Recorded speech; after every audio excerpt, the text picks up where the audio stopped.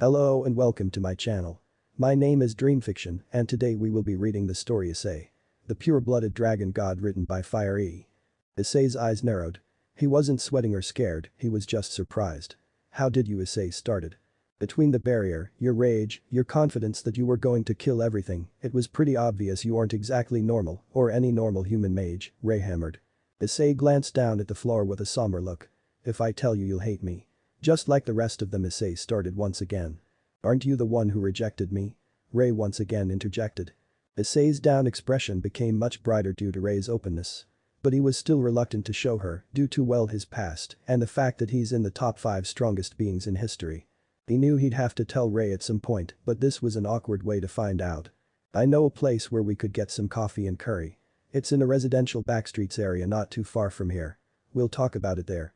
Issei stated. Issei was reluctant to pull out his wings because he hadn't ever pulled them out while he was in the human realm since his fight with Volley, but he figured, why not? He then concentrated on his wings and tried making them come out while not releasing any of his energy. A pair of draconic wings sprouted from Issei's back. They had a deep gold frame and glistening metallic wings.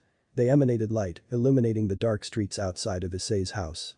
In reality, he could make an infinite number of wings, but he decided to just stick with one large pair, just for the elegance. So pretty, Rainer murmured, not even realizing what those wings were. Wait, are those dragon wings? She screamed. She wasn't scared or nervous. Just surprised. Well, you said you wanted to know who I am. Well, this is me, I guess. Issei responded with a warm smile, his cheeks turning a light pink. Rainer had an internal monologue regarding Issei. He's not a sacred gear user, so he hasn't inherited Drag, Albion, or anyone else's power, so he must a pure-blooded dragon. He's a pure-blooded dragon. Dragons are known to be filled with pride and confidence, right? So why is Issei so reserved and quiet? Wait, Issei is like this because of his past.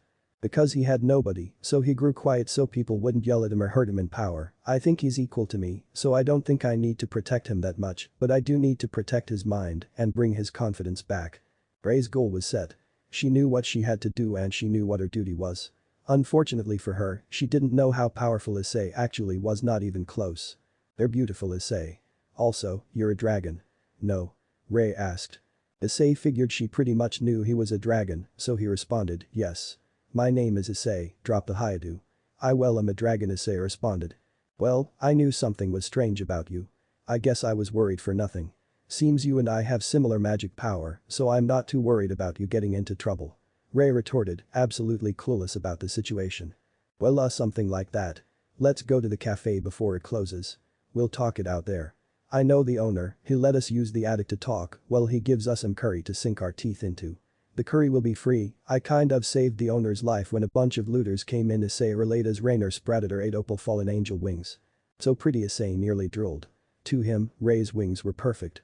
They looked warm and cozy but had this sharp elegance. They really made his jaw drop. Stop drooling, silly. Let's go, she started, leaving her sentence unfinished. In her mind, she continued, before the cops come. Follow me. If you can. Issei snarked with a cocky smirk.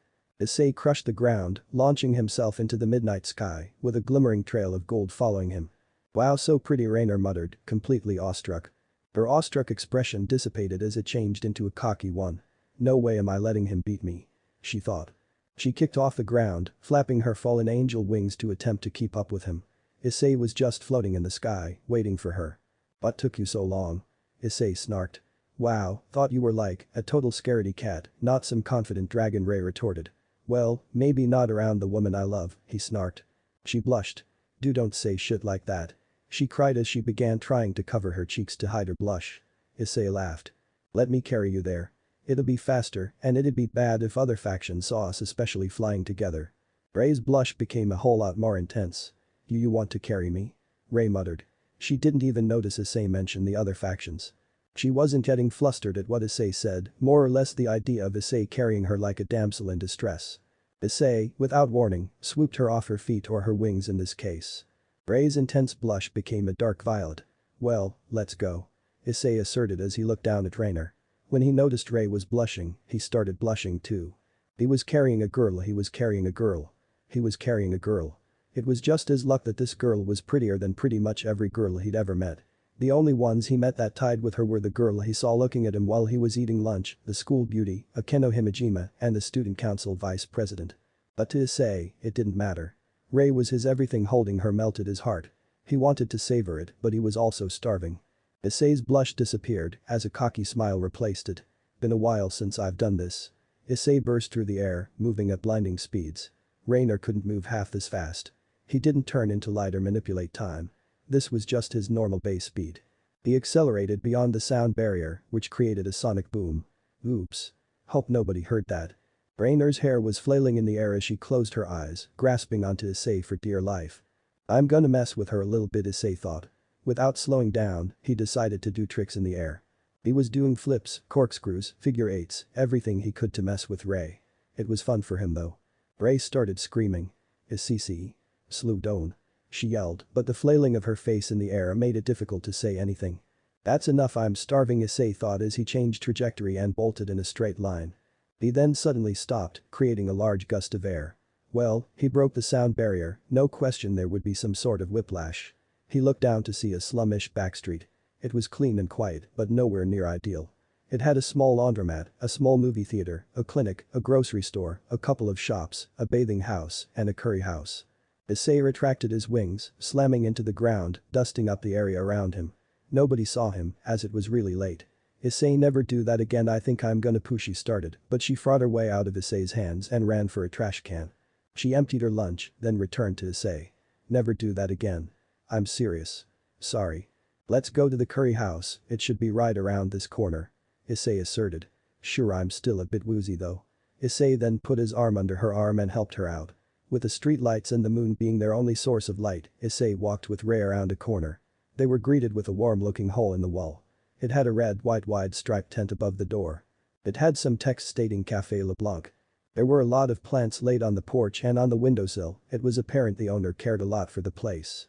Issei then grasped the cold metal door handle and pushed it open. He was greeted with a warm-looking cafe. The cafe was decorated with dark warm browns and reds. There were a couple of booths on the left side and a counter on the right. The cafe was empty, except an old man was standing behind the counter. Oh, Issei. What a surprise. I was just about to close up shop, but I'll leave it open a bit longer for you. The cafe owner initiated. The cafe owner was a middle-aged man. He had slicked back black-gray hair with a receding hairline. He had opal-gray eyes and a flared-out chin-strap beard. He was wearing a pale pink dress shirt with rolled-up sleeves with bright tan khakis and a black apron with a white pinstripe design. Long time no see, Sakura-san. Meet my girlfriend, Ryuma-chan, Issei responded as he gave a warm smile. Nice to meet you, Sakura-san, Ray added. Ooh boy, Issei. You got yourself a good one. Well, let me know what you want so I can cook it up for you. Ray and Issei looked at each other and started laughing. They couldn't imagine someone seeing their relationship and saying "hoo boy." Girls like sweets nowadays, no. So, 2 curries, 1 regular, 1 Nikitama style, 2 black coffees, and 1 sponge cake please. Issei politely asked. Ray blushed. Well, aren't you giving your lady a treat? Once I'm done, I'll leave the cafe to you too, sound good? Sujiro snarked. Actually, yeah, that would be nice. Thanks, Sujiro. Alright, let me get started. Issei and Ray both sat down parallel to each other at a booth. Sounds of pots clattering and aromas of fresh herbs filled the room. Ray and Issei started drilling. Okay, tell me. Who are SHHHHH, Issei interjected with a slightly aggravated look on his face. We'll talk about it when Sakura-san leaves. In the meantime, let's just talk about our first date and what you want to do. Issei quietly whispered so Sujiro wouldn't hear. Alright, well, I like shopping, I like sweets, and I love expensive stuff. Issei burst out laughing. Well, let's say I'm broke. Issei huffed in the middle of his laugh. Ray blushed. Well, spending time with you anywhere is good enough for me, Ray whispered. Issei blushed. Your food's ready. Sakura-san exclaimed as he brought 2 bowls over to Issei and Ray. Damn, already. Who ordered the Nikitama? That'd be me. The regular is for Yuma. Your coffee and cake are ready. They're on the counter, so pick it up when you're ready. I'll go into the attic and take a call. Thanks, Sakura-san. How much will it be? Free. After what you did for me, it's the least I could do. You sure? Yep. Sakura walked upstairs, leaving the couple alone. Alright, fess up. Who are you? Ray asked. Her light and excited demeanor vanished. Should I guess this is it? Issei thought. Well, eat up first. When I tell you, you might pass out. I'm also hungry. You really don't want to talk about this? Fine, I'll eat. Ray responded, beginning to get pissed. The curry had a savory salty aroma that was really making Issei hungry, so he just went at it. Both of them were gorging down the curry. Wow, that was some good curry. Don't forget about your dessert. Ugh, just tell me already. Ray yelled in an aggressive pissed tone. She looked at the sponge cake and her aggressive face became a soft one. It seems cake really is a girl's kryptonite. Ray's elated expression while eating the cake made Issei feel more relaxed. Issei was sipping on his coffee while Ray was downing the slice of thick fluffy sponge cake. Ray completely forgot about Issei for a second. For a fallen girl, she was a sucker for angel foods. The cake vanished within 30 seconds. Okay. I drank my coffee, I ate my curry, and I ate that sponge cake. Who are you? Ray started. Flashbacks of Great Red and Office popped in Issei's head. Memories of them teaching him how to breath fire, how to do cool flying tricks, and them watching him fight Kakabiel. I'm done running. That's all I've done. Ray has done so much for me, so I have to tell her. Say it. Say it right. Issei sighed. An exhausted causal expression rode on his face. So you've heard of Great Red and Office, right? Issei asked, already knowing her answer. Wait, what do they have to do with this? Ray asked as she started to sweat. Apparently the names of Issei's parents were enough to startle anyone. So you've heard that Office went missing from the Cows Brigade for about 6 years, right? Issei asked, once again, rhetorically. Yeah. Wait. Ray's mind caught on fire. She couldn't process what he was saying. She had a rough idea of what Issei was going to say, but this is the exact opposite. She couldn't even think straight just at the name of them. Well, Mom and Pop were getting in on. Issei laughed out, trying to make it as casual as he possibly could. Ray started sweating. It started to make sense. That's what terrified her. The Office went missing for a little under 6 years. Issei was abandoned at age 5, right?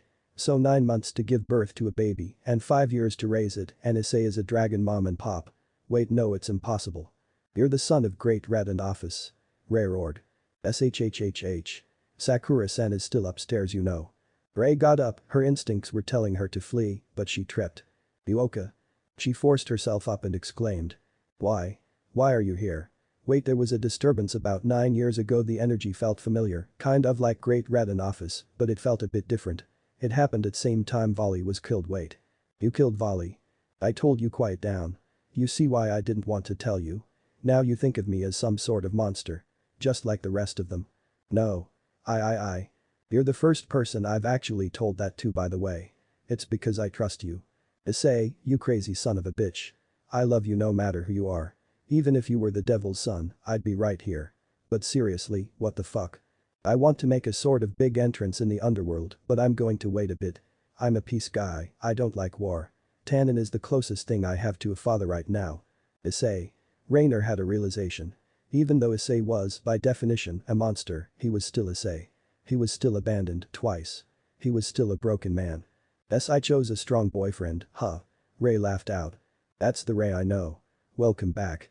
They both started laughing. Mr. Sakura walked down the stairs. I heard screaming, I heard laughing, and I heard forks and plates.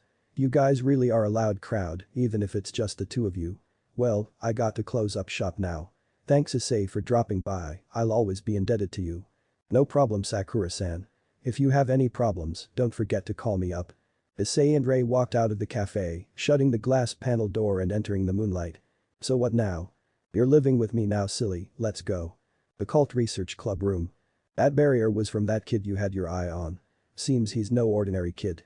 I got teleported out with everyone else, but I remember, after the barrier came down, a shooting star came from where Issei's house is. I went back to Issei's house to find an ambulance and one body bag being carried out of the home. That's my report, but you. The white-haired girl asserted. Well, logically speaking, someone with that level of a barrier has the power of a high-class devil. I'll be sure to use everything in my power to get him in my peerage. Everything. The crimson-haired beauty replied. Issei and Ray arrived at the base of a large condo high-rise. The driveway itself was worth millions. It had gold-embroidered dark oak pillars that held up the covering to the driveway. The hotel itself felt royal. The exterior had a theme of dark brown, white, beige, and gold. Every floor had a patio of some kind, so you could vividly see the endless amounts of rooms that the hotel actually had. Issei hadn't lived so royally his entire life, mainly due to the fact that he spent the first 5 years of his life in an empty void and the rest in a dragon-infested wilderness. Damn, Ray. Thought we were going to show up to some rundown motel, but this is great. Ray laughed. Well, Mr. Dimensional Gap, it seems to be a huge upgrade from what you were living in before, don't you think? Before Issei thought. Issei got a headache. Memories of his adopted parents rang with each recollection. His biological parents, Kakabiel, Shalba, Vali, everyone just flooded through his brain. It got worse and worse until Issei was on his knees. Worthless. Failure. Garbage. Issei faintly heard while the memories ran on and on. But the exception of his parents gossiping about him behind his back, nobody ever called him that. But that's all he heard. He thought his parents were there for him, but the more he thought about it, the more it became clear to him. That's all he heard his whole life. Failure to defend himself, failure to be normal, failure to make friends, all of these things haunted him and reeked throughout his mind. After the day Issei had, waking up in a hospital, his parents abandoning him, revealing his identity, a reaction was not only completely natural, but to be expected. Issei. Issei. Issei. Issei faintly heard. It sounded different, like someone was worried about him. He looked straight ahead and saw a beige wall with a light beaming down into his eyes. Issei rubbed them. Issei. You're awake. Rainer wailed as she leaned over into his line of sight. You just passed out on me.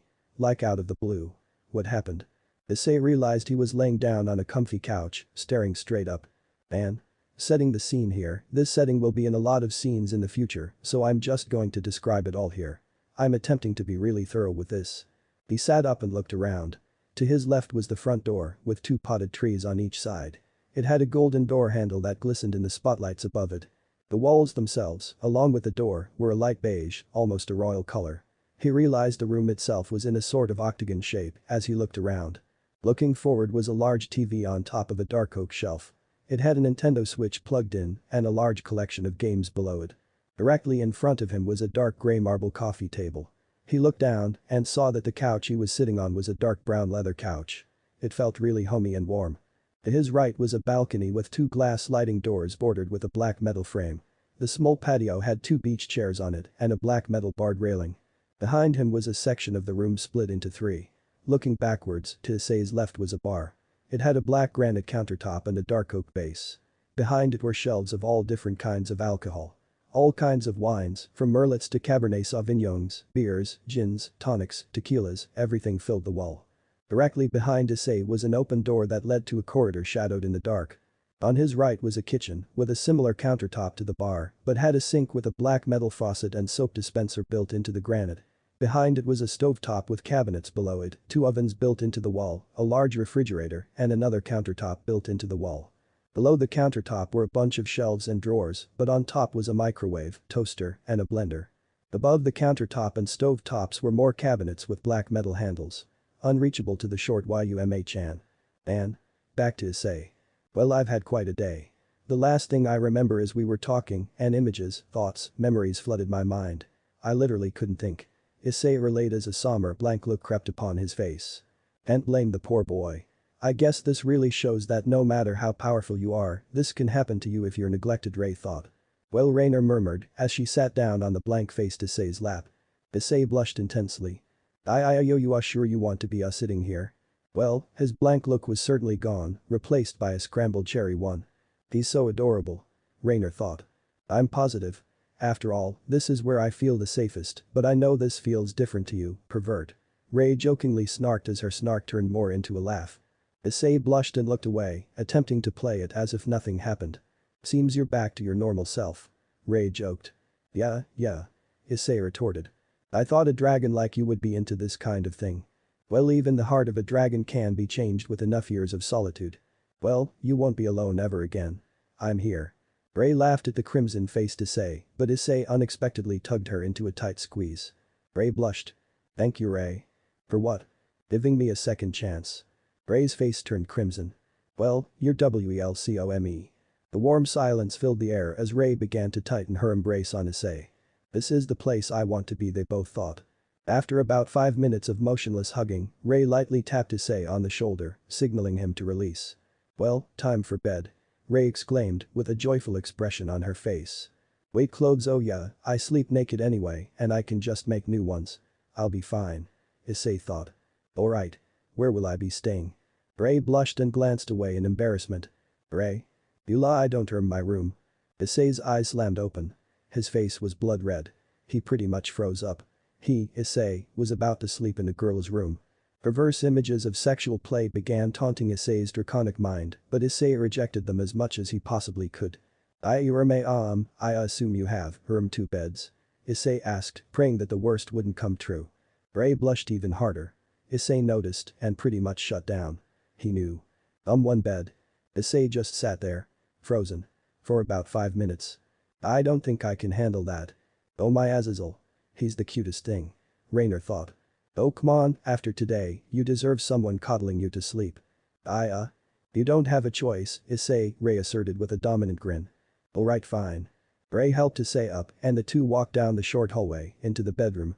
Inside the bedroom was a king-size bed, nothing like Issei had ever seen despite his royal blood, a large window with beige curtains that lent a view of the entire city of Kuo, lit up through the night. Out of the blue, Ray began unbuttoning her student uniform. Issei's face went crimson. Why are you changing here? Issei muttered. Oh, I can't sleep with clothes on. Fallen angel stuff. Issei's crimson face became a maroon as Ray's breasts were only being covered by her bra. Well I sleep naked too. Ray's face went on fire from her blush. Is that right? Sling caught, Issei gargled out. He's so innocent. He's going to be mine. Forever. Ray thought. Alright Issei, let's go to sleep. I'll sleep with my bra and panties on tonight if you sleep with your underwear on, I don't want to ruin the reveal that early. Issei sighed in relief. If either of them were naked, he wouldn't be able to sleep at all. Scene break. Issei muttered, feeling his face being covered by what felt like jelly. He began pawing at the jelly until he heard a quiet feminine moan. Issei thrusted himself backwards, still half awake. The waha-ahe op-I Issei uncontrollably spewed as his face was back to steaming up. Ray began laughing, to the point tears came out while Issei was frantically screaming. Ray, what the fuck? Issei yelled, still immensely flustered. This caused Ray to laugh even harder. My pillow was a bit firm, so I thought you'd make for a good one. She cried, still laughing immensely. Issei, now completely woken up by realizing he's been sleeping in Ray's tits, got up from the bed. Ray finally finished laughing and looked curiously at Issei when he got up. She never noticed Issei's manly bod before. His well-carved pecs, his chiseled abs, his pumped biceps made Ray slobber a little bit. Issei turned to her and chuckled a little at her dumbfounded face. Ray blushed. Do you have a coffee maker by any chance? Yeah. Alright, I'm gonna make some before I have to go to school. Wait, you're going to go back to school? You'll be treated more like a monster after what happened to your parents. Well, having you with me would really change that. Silence filled the air for a bit. So you're saying that, me, a 4,000-year-old fallen fucking angel, has to go to high school? Never said you have to. Although I'd love it. I did say anything for you, so I guess I have to. I'll use magic to create records of me there. Alright. Scene break. Issei and Ray are walking to Kuo holding hands. They are near the gate of the school. Well, let's see what happens. Ray nodded as they walked through the school gates. The crowd in front of them parted as they stared dumbfoundedly at Issei. Hiya. Issei and Rainer heard in unison as all the girls squealed out of adoration for Rainer and Issei. All of the boys roared in disgust. Issei was an idol to the girls, but he was a monster to the boys. He was in an extremely odd predicament. Maybe having Ray with me would make me seem more normal around here. They walked into the school building as the crowd began gossiping about the couple. Issei looked up and noticed a crimson-haired, white-haired, and black-haired girl staring at him, along with the school prince, Kibayuto staring him and Ray down. They're just hiding their presence. They're supernatural of some kind. Wait, that's the white-haired girl I wiped the memory of, maybe I didn't do it as well as I thought. The crew staring at him turned and walked away. Devils, I'd recognize that red hair anywhere, Ray muttered in disgust. You're telling me the girl there is related to Surzich's? If you mean the Supreme Mayu and former head of the Gremory family, then yeah. I'm pretty sure that's his younger sister, Ria's. That's why I always felt a devil watching me. Alright Issei, I'm going to go to the attendance office to get myself all set up for school. I'll transfer as a second-year student, just like you. Hopefully we're in the same class. Hope so. See you. Be careful. Issei Bride yelled through the hallway. The reason he said it is because it could be bad news if those devils tried to hurt Ray. I love you, Ray. Issei's classroom. Issei got more looks from both girls and boys. They were practically staring him down all of class.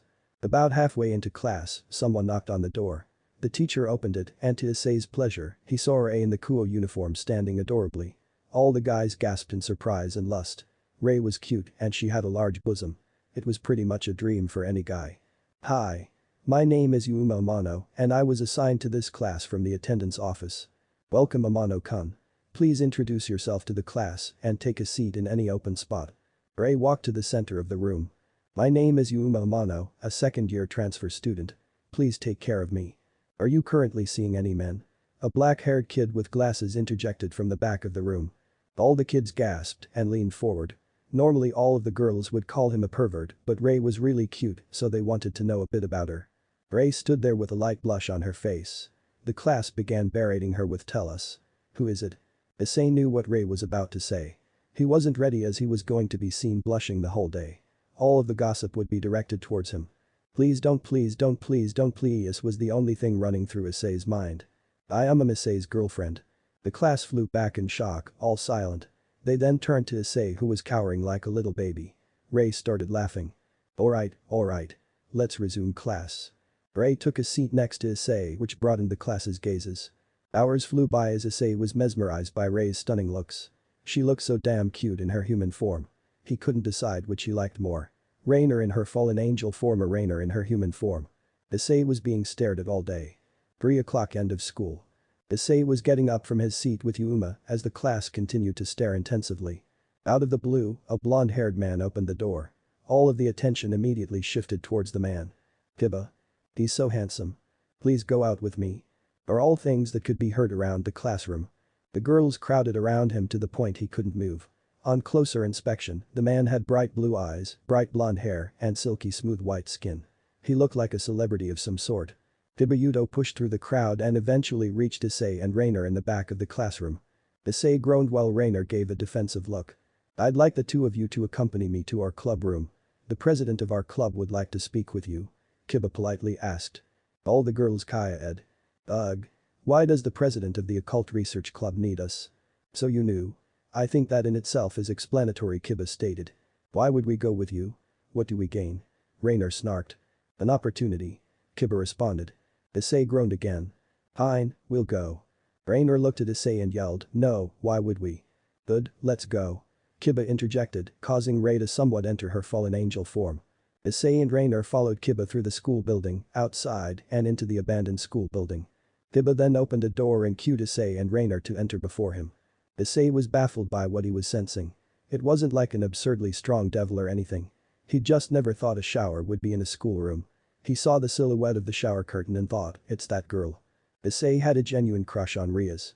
He loved Rainer to hell and back, but Issei was a dragon. Multiple mates was normal for him. Issei blushed.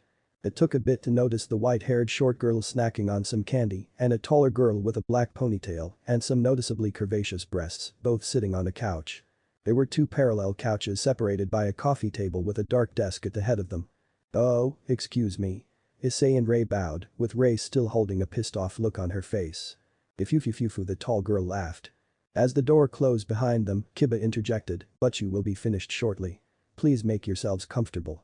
Issei and Ray sat down on the unoccupied couch as an awkward silence filled the room. The black-haired girl was clipping her nails, while the white-haired girl was chewing on a chocolate bar. She's trying to seduce me, having me imagine her in the shower. The noise from the shower stopped and the crimson-haired beauty emerged from the shower. Sorry about that. She stated. She was still a little wet from the shower which gave all of her proportions a seductive glamour. And it's fucking working. Issei thought once again. Issei's face was a bit red as he was holding back the blush as much as he could. Ray looked at him with a displeased look and Akeno just did her normal yufufufu. Okay, so what do you want with us, Ms. Gremory? My name is Riaz Gremory and I'd like to talk to you for a bit about joining our club. What club even is this? It's not one I've heard of. Issei asked, already knowing the answer. This is the Occult Research Club. It's more or less a front for something bigger, but I have a couple of questions first. First, do you know of the supernatural world, such as angels and devils? Well, the ones we read in the Bible. Yeah. He stuttered the yeah. Issei wasn't a good liar, as he'd always been upfront, but this was for Ray's sake. Second, did you know your girlfriend is a fallen angel? Ray and Issei sighed. Well, Ray here saved my life. Don't badmouth her by calling her such preposterous things. Riaz was getting a bit angry. She knew that Issei knew well of the supernatural world, but he wouldn't say anything. Riaz looked him in the eyes. Issei had a look of fear in his eyes, then looked down. He wasn't scared Riaz would find out. It's not like anyone in the room had even a fraction of his power. He was just subconsciously scared of being treated like a monster. Issei. Just come clean to these devils. Well, except for you know what, but yeah, just tell them the story of how you met me, and… Ray bit her own tongue. She didn't want to finish that because she didn't want him to think about what she did to his parents.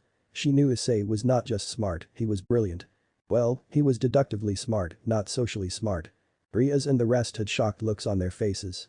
If I do that I'll probably break down in tears all over again. If you don't want to say, it's fine. Just tell us who you are. Riaz stated. Gremory-san, I can't do that. You and everyone else will hate me. The surprised Gremory family became even more shocked. Issei, we all have our private reasons for being here. Don't say more than you have to. It's not about the story of how I got here. Well, maybe it's also tragic in a way, but the thing I'm more concerned about is who I am. I won't just tell that to anybody. But I have a really big crush on you. Is what he wanted to say. But what? Nothing. I'll tell his story, well, from when I met him. Ray stated. Okay. I will step outside. Please let me know when you're done. Issei walked outside and Ray explained Issei's story to Riaz, whose jaws were on the floor. How could someone that innocent have that done to them? Abandoned twice. No friends. All alone. Riaz exclaimed. They all looked down, somberly as Issei walked back in, sniffling with tears in his eyes. Issei, I thought you left because you didn't want to hear it. Ray worryingly exclaimed. Well, it's something I need to experience, so I'm about to tell the story without sniffle crying. Alright. So from what I gathered is that your identity along with your parents abandoning you and a lack of friendships caused you to not be normal. Join my peerage and you can be like all of us. Issei stopped crying. I legitimately would if I could. Bring all of your evil pieces and try them on me. Riaz wasn't shocked, at least not yet. She glared at him with competitive eyes as she pulled out her remaining rook, bishop, knight and 8 pawns. Do you still think I can't reincarnate you? Riaz snarked. Issei, don't do it. Please. For me. Ray begged. She didn't understand Issei's motives, but she began to think that Issei actually liked Riaz, which was a threat to just him and her living together. But she knew this day would come eventually where Issei would develop feelings he'd never felt before. Ray, why, of all the people in this room, are you worrying about it? You know why they won't work. Yeah, but what do you gain from doing this? That's a secret. Issei lied. Alright, let me start. She held 8 pawns to his chest. Nothing. Riaz was already feeling like a fool. A bishop, nothing. A knight, nothing. A rook, nothing. Riaz stood back in shock. You really must be strong, huh? She stated, dumbfounded. Please don't fear me because of my strength. That's why I hid my identity. This is why I told you not to do it, Baka. Ray snared. Well, there's one more thing I want to do. Riaz, give me one of your pawns. Why? If 8 didn't work on you, no way 1 would. Just give me one. Riaz obeyed and handed him the pawn. Well, now I am an honorary member of your peerage. I'm pretty sure devils call it a proxy piece. Basically when someone who's not a devil acts under one's peerage by holding on to an evil piece without being reincarnated. I'm not an actual member of your peerage, but I'll do tasks for you, pretty much what any normal low-class devil would do. I completely forgot about that. But, thank you. It's my pleasure, but you. Issei. Why would you do that? I wanted to live together with just the 2 of us. Imagine when they find out who you really are. They'll all be like everyone else. I just love you, and to not be with you all the time just scares me, Ray screamed. Everyone in the room stood quiet. Ray. You know what I am. You know what my kind does. And you know that you will always be first place. Always. Thanks Issei, let's go home. Oh Issei, please come by the club room daily for activities, my new pawn. Alright. See you later, but you. A couple weeks later. Issei had been doing contracts for Riaz and had been quite successful. Gathering 40 contracts in 2 weeks is unheard of for a devil. Well, he's not a devil, but it's ridiculous. Rainer would get angry whenever Issei would go anywhere near Riaz or do anything for her. Issei's attraction towards Riaz built, but he couldn't tell what she was thinking. He was scared of being abandoned again. Well, he always had Ray by his side, but he was just scared of rejection. Rainer, on the other hand, knew that loving more than just her was inevitable and that she would have to live with it. Flashback end. After school occult research club. But you, I'm going to go do some training, please excuse me for the day. See you Ray. Issei, why can't you ever spend an afternoon with just me, Ray begged. I'm currently trying to achieve something. Can we come? Riaz asked. Sorry Riaz, this is private. Fine. Next time though. You said that last time. Ray sneered. Underworld Tenon's quarters. Issei. Focus on your breathing. Focus on yourself. Tenon commanded. Issei, sitting on the floor in a meditating pose, focused. He stopped the flow around him, only thinking about himself. He went further and further into his thoughts, trying to pull himself together. Thoughts of his parents plastered the walls of his mind, but he ignored it until the memory of him reading that letter popped up. Issei's face tensed. Tannen's quarters was a darkly lit room with an archway at the entry. Dark cobblestone comprised the floors, wall, and ceilings. It was a hole in the side of a mountain with dragons flying by extremely often. Right there. Stop right there and tell me what you see. Tannen, once again, commanded. I see a letter. An infirmary. This is where I was when I met you. Now, focus on that. Go deeper, but remember the simple fact that you're grown up. You're not 5 years old. The hate you harbor is what makes you so fixated on them. Issei's eyes widened as it struck him. Tannen's words actually made sense. More than just sense. What the hell was I thinking? I was just a kid, but I'm a grown man and I haven't seen them for years. I don't need them. It doesn't matter who they were. I shouldn't care anymore. All I want is freedom. Issei. Why did you break your concentration? Thank you, Tannen. Issei, back to meaty. Issei's power erupted into a golden aura surrounding him. It was his light ability. Tannen covered his eyes due to the blinding light. This power was nothing like before. It was far, far greater. In many senses, Tannen had never seen or felt this kind of power before. The whole underworld shook. As the light died down into a warm gold aura surrounding Issei, Tannen stared in shock. Issei, what is this power? Well, when you told me about how they shouldn't matter to me anymore and how I have to let it go if I want to be free. I guess it worked. I don't feel your mother or father's energy, this is your true power. Issei turned around and looked outside the archway. Thousands of dragons kneeled as he looked down towards the base of the mountain. They're yours now, dragon god. What, Tannen, what are you talking about? Issei turned towards Tannen in total confusion. What was this all about? Of course Office and Great Red are considered dragon gods, your name will be the dragon god. Tannen roared for the whole underworld to hear. Issei's face was flush red as he once again looked towards the crowd of dragons. They were chanting dragon god. Dragon god. Dragon god. So loud, the whole underworld could hear. Tannen, why? I've achieved my goal. Although I couldn't have ever matched you in power, the student has now become the master. Tannen, you are more than just a master, you are my father. The only one I acknowledge. You're finally free, my son, Tannen muttered as he flushed out a warm smile towards Issei. Issei wore a bright smile, ecstatic. Tannen called him his son. Tannen, I can't live here in the underworld to train and command them. I want it to still be up to you to rule this land. I know. I will rule here when you're not here. Also, there is one more thing. What? This throne behind me is yours. Dude, that thing's huge. I don't just regularly assume a dragon form, hell, I don't even have one. Well, have you tried turning into a dragon since you awakened? No. Go outside and show your kingdom who you are. Alright, I can't promise anything though. I know you can do it. Issei brought out his golden draconic wings. They were a bit different.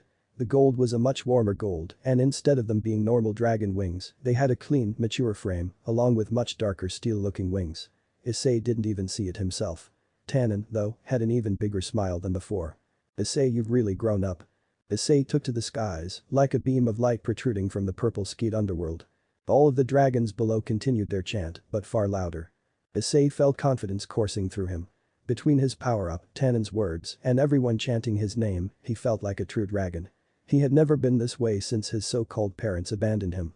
I, Issei, am the dragon who will overcome the mightiest. I will punish the infinite and wake up the dreamer. I will lead my people down the path of the dragon as the one and only dragon god. Issei roared as his whole body enveloped into light. The whole crowd began roaring in response as their cheers continued. The light grew and grew. It wasn't blinding though.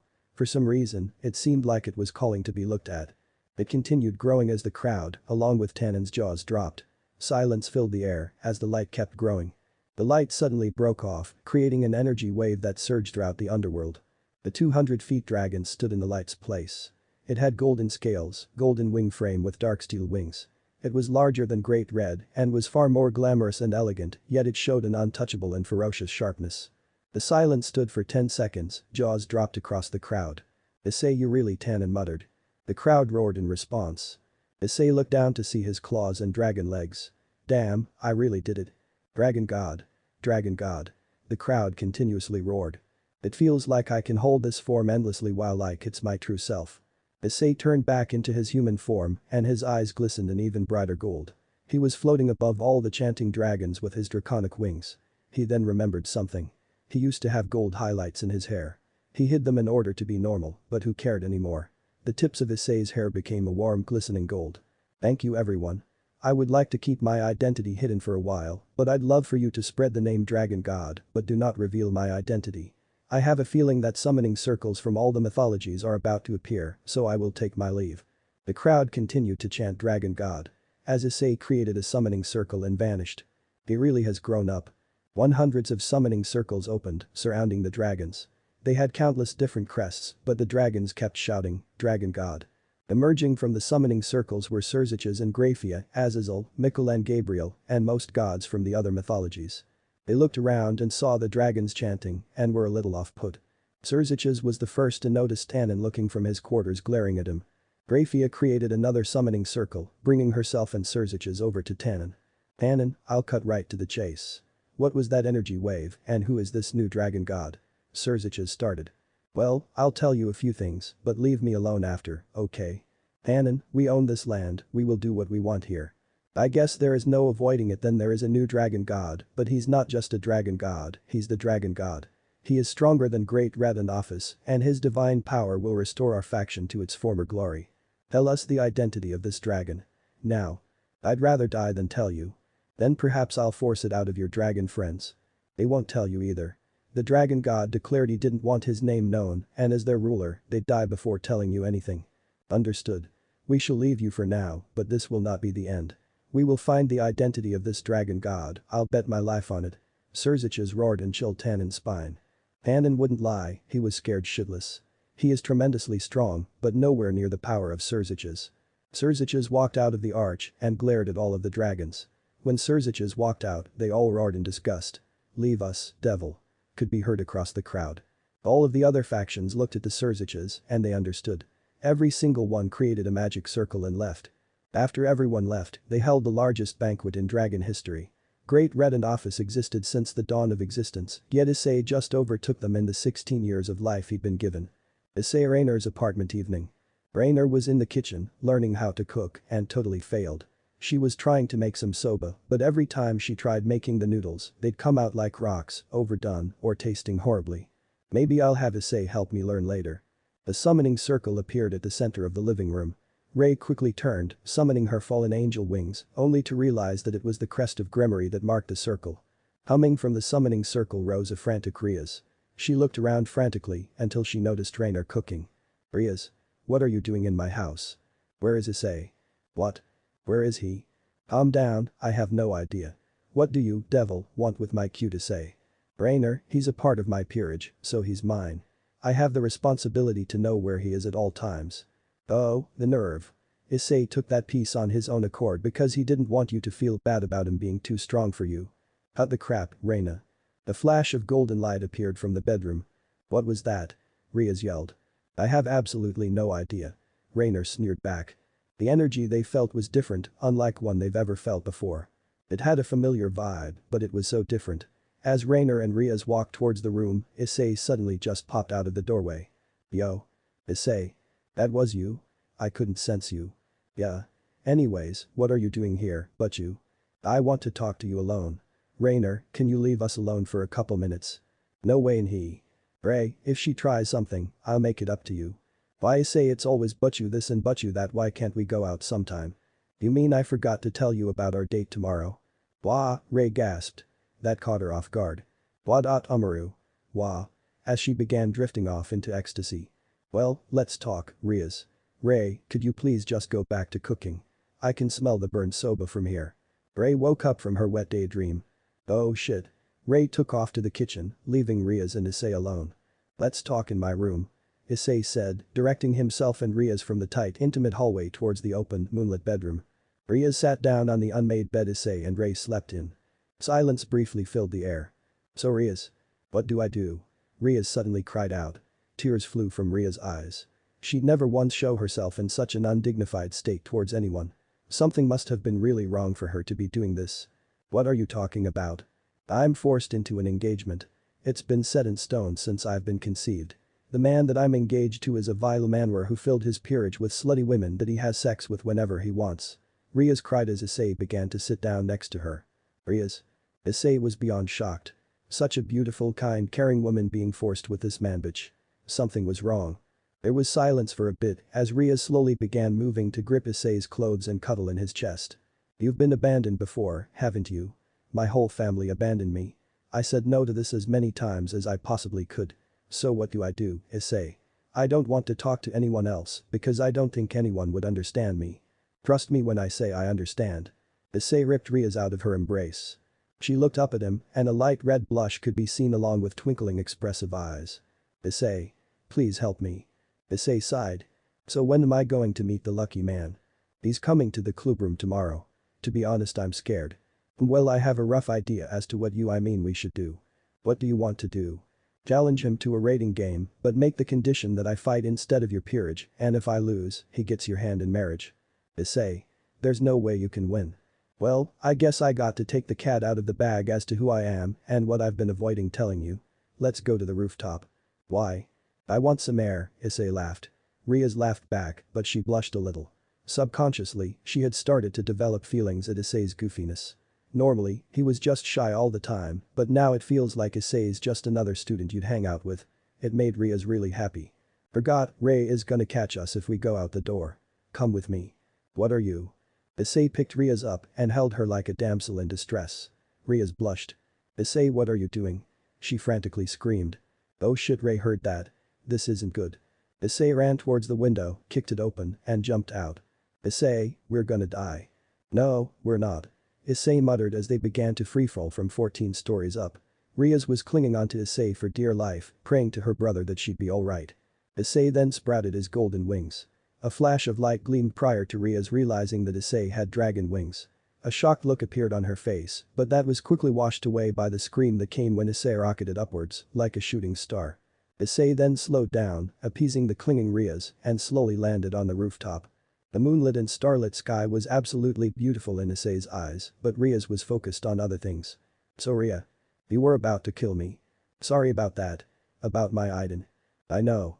You're a dragon. You could have just told me. I'm afraid it's not that simple. Huh? If you get shocked just by the fact that I'm a dragon, I don't think I'm going to tell you. What are you talking about? Well, let's say, what I'm about to tell you will likely cause you to fear me and want nothing to do with me for the rest of your life. Issei, no matter what, I promise not to fear you or distance myself from you, please. I just want to know what's been troubling you. Well, I'm just going to put it bluntly. Silence filled the air as Rias began holding her breath. I, Issei, am the son of Great Rat and Office. Rias just looked silently at Issei with a blank expression, almost as if she were a corpse. Silence filled the air. Rias stepped back. You're pulling my leg, right? Rias responds, dead seriously. She was clinging to the last bit of sense she had left. Issei looked at her with a goofy smirk. Why would I? Rias began connecting the dots. Issei's abandonment, the famous 5-year disappearance of Office, everything. She wasn't stupid, in fact, she was quite informed. Ria's blank face morphed into a mortified one. Rias. Issei made a somber expression as he turned around to view the city lights, alone, like he'd always had. I guess I still have Ray. Rias and Issei stood there for 30 seconds, Rias staring at Issei and Issei staring at the city. Rias then slapped herself, Issei hearing the audible shockwave. A small red bruise was left on Ria's cheek. Issei's face of somberness turned into one of surprise. What the hell, he thought. Issei then swiftly turned around to see Ria's face glowing with a bright smile. I'm sorry, Issei. I promised you I wouldn't, but I was shocked out of my mind. You should have seen Ray's face when I told her. Issei and Rias began laughing, not at Issei's shitty attempt at lightening the mood, but at the whole situation. As perplexing as it was, simple laughter helped to remedy the strongest being in the universe, revealing himself in front of the great devil's little sister thing that was happening. I don't know why it took me so long to realize, but what's with the hair? I thought you went to get it bleached, but I guess maybe something else happened. Issei laughed, along with Rias having a confused face. Well, let's just say that I awakened my powers. For the longest time I always hated my parents, my biological ones. Great Red and Office were words that made me want to poke my eyes out. What sucked even more is that my power resembled theirs, so I couldn't use my power without people knowing who I was, meaning those two disgusting dragons' names were always looming over my head, until today. That doesn't answer my question. All I want to know is about your gold hair, not your life story, although I guess I wouldn't mind listening, Rias murmured with a blush. Damn it, Rias, I was getting there. Continuing on, today I was doing my normal training with Tannen. Yes, that's where I normally go to train, pretty sure your brother isn't too happy about that after what I pulled. What did you do?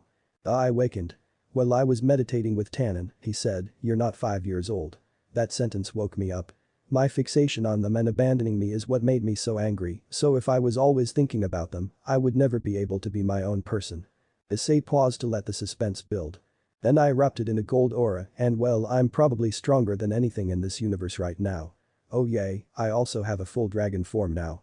Dude, just tell me why your hair is gold. Oh yeah, it was my original hair. Brown hair with gold highlights and tips. At school, I was seen as a monster because I didn't know how to interact with people. Then I would do something that was physically impossible, like running as fast as a car on the track. Having shiny gold hair didn't really help me in that regard, so I did away with it using magic. Well, I get why you changed it, but you're like 30 times cuter, I mean more manly with that hair. Whew, that was close, Ria's thought. I appreciate it, Ria's glad expression wore into a somber face as the wind blew her glistening red hair into her eyes. It seemed like she was trying to muster up courage to say something, but she couldn't quite get it out. There was a bit of an awkward silence as the wind continued to howl. Issei, about that engagement I talked about earlier. Pick a time and a date for me to send him to Hades. Ria's face glowed as her somber expression turned into a bright excited expression. Her eyes widened as her bluer eyes glistened in the moonlight. Her cheeks also blossomed into a light pink color. Thank you, Issei. Ria screamed as tears shot from the corners of her eyes. She jumped onto Issei and buried her head into his chest. Issei was a bit dense, so he had absolutely no idea what this meant. No worries. Issei calmly replied to Ria's. Issei suddenly felt a chill. A wrath 10 times that of office stood behind him. Alright, I can explain, Issei whispered. Ria's kept her head buried into Issei's chest, even though he was gesturing as much as he could to get her away from him. He heard footsteps reverberate through the howling wind. Issei pushed Ria's out of his arms, much to her displeasure, and began turning his head until he felt one warm hand create a sharp pain on his right ear. Issei normally had otherworldly senses, but he was so damn flustered that even his senses dulled. Before he could see anything else, he noticed his eyes were interlocked with Ray's. Looking straight ahead into her velvet eyes which housed a pissed-off look, even he felt a slight amount of terror. Issei, I'll have your explanation. Ugh, so much for secrets, guess he told you, didn't he, Ria's? Yeah. Well, nothing we can do about it now. But Issei, if you ever make a break for the window like you just did, your head will be mine. A mounted dragon head is a hard thing to get, but alright. I'll let you off the hook this time, just because of that date tomorrow. Anyways, Ria's, I set a time and a date to beat your favorite person. He's coming by the club room tomorrow. You're fucking kidding. That's in the middle of our date. Rainer interjected. Ria's, could you just tell this man whore to fight a rating game or whatever with me? These things just are peerage versus peerage, right? Just have him do a rating game with his peerage versus me. I can take him and his goons, easy. Even though I'm your proxy, it'd be easier to drive home the message if I just beat him up myself. Issei, the man's name is Riser, he is a high-class devil, and to kill him, you'd need to at least be god-class because of his regenerative power. Wait, never mind. Forgot who you were for a second. Damn right, so tomorrow? Is there any other day? No, he's coming by the club tomorrow to prepare me for the wedding that's occurring in 3 days. The what? Ray and Issei simultaneously interjected. An awkward silence filled the breezy rooftop. Okay, can we go inside now? I'm getting cold. You're the fucking one who grabbed Ria's and flew up here, Ray interjected. I know, let's just go inside. Yeah, I guess it is getting kinda chilly, Ria's finished. Ria's, you should just go home, I don't know why you're still here. But I wanted to spend a couple more minutes with yo. Ria's felt Ray's murderous intent rise with every word that came out of her mouth. Actually, I think I have something to do. See you at the rating game, Issei. Of course. Ray calmed down a bit and let out a big sigh. Okay, now let's go inside. The couple both spread their contrasting wings and flew back to their apartment. Scene break in apartment bedroom. Issei was changed into his boxers and Ray was changed into her nightgown. After Issei woke up pawing at Ray's breasts when he first moved in, he would sleep on the couch whenever Ray wore anything less than a nightgown to bed. Even though Issei awakened his draconic powers, his tolerance for seductiveness and sexiness was really low, so he'd get really flustered whenever Ray's boobs were shown, even in her fallen angel garb. He just couldn't handle it. Whew, that was an experience. Hopefully my identity doesn't get released. Oh wait, I didn't tell you. I overheard you talking to Ria's about your oh so extravagant story of Mr. God Super Shenron. Close, except I can't give wishes. You're taking me on that date tomorrow, do that and my wish is fulfilled. You got me there. We'll leave it at that. Good night, Issei. Good night, Ray, Issei forced out, somewhat unnerved that his date that he made up on the spot to calm Ray down was the next day. The next morning. It was Saturday. The day of his date with one of the women he loved, but Ray was always his number one. Issei and Ray were laying in bed. Unfortunately, Issei had no clue what to do. No plans, no idea. Issei's thought process so what the fuck do I do? So I gotta beat this chicken wing and take my girl on a date. So many things can and probably will go wrong. Well, I do have the ability to reverse time, but that's cheating. So what do girls like to do? I think Ray would like a horror movie or something, she's into that dark shit. How about getting some mutant after? My friends told me Marigam is a great place. 8. Now how should I finish this? Take her to the dimensional gap. Oh yeah, I forgot those two retarded dragons are gonna be there. I haven't shown her the dragon portion of the underworld. Yeah. Perfect. Issei. Earth to Issei. Issei. Ray yelled, attempting to penetrate Issei's focus. Sorry, I was just thinking about something. You want coffee? Definitely. Alright. 3. Ray got out of bed in her thin nightgown and started walking towards the kitchen. While she was walking, she turned around and blew a kiss at Issei. Fuck, Issei thought. He wasn't mentally prepared for a spontaneous date. Issei got up and sported some dark blue jeans, a white t-shirt with a red leather jacket over it. With his gold hair and manly face, any girl would melt at the sight of him. Issei began to get lost in his thoughts. Okay. Today's agenda. Fyuriii's boyfriend guy. Talk my way out of war with the supernatural world. Take Ray shopping. Take Ray out to eat. Take Ray to a shrine to watch the stars. Go to sleep. Cry. Issei. Earth to Issei. Mars to Issei heard as Ray had been yelling his name. Again. Sorry. Just lost in my thoughts. Again. Here's your coffee. 333. What am I gonna do with this woman? Issei thought. Scene break. Issei vanished with Ray to his very own Kuo Academy. He silently popped right behind Ria's as she was sitting at her desk. The first thing he noticed was a cute-looking devil maid along with some burnt chicken strips on the side. Oh shit. Issei thought. Everyone in the room, along with the remainder of Ria's peerage, turned to him and gave him a wide-eyed glare. After a few moments of silence, the maid was the first to speak up. Ria's, who is this young boy behind you? Ria's could do nothing but smile. He's my proxy piece. The one that will take my whole peerage's place in the fight. Riser, along with his peerage, burst into intense laughter, while the rest of the peerage sat shocked by Issei. But don't you think Akeno began to say, but was quickly cut off. Nope. He will fight for my sake. Consider this your last breath, Riser. You think your little human boy could even touch me? Riser cried. His peerage followed suit. Issei was concealing his presence, so Grafia just mistook him for a human that had an evil piece with him. Grafia waited for the banter to calm. Ria's, he isn't a devil. How do you expect him to fight Riser's whole peerage? Excuse me, cute devil maid lady. Just curious, is killing allowed in these raiding games? Grafia was stunned. This human must either be really strong or really stupid. Taking a moment to recover, Grafia responded with. Although deaths in a raiding game are regarded as accidents, we would advise you not to kill, as it may bring you enemies. That last part went in and out of Issei's ears. Okay.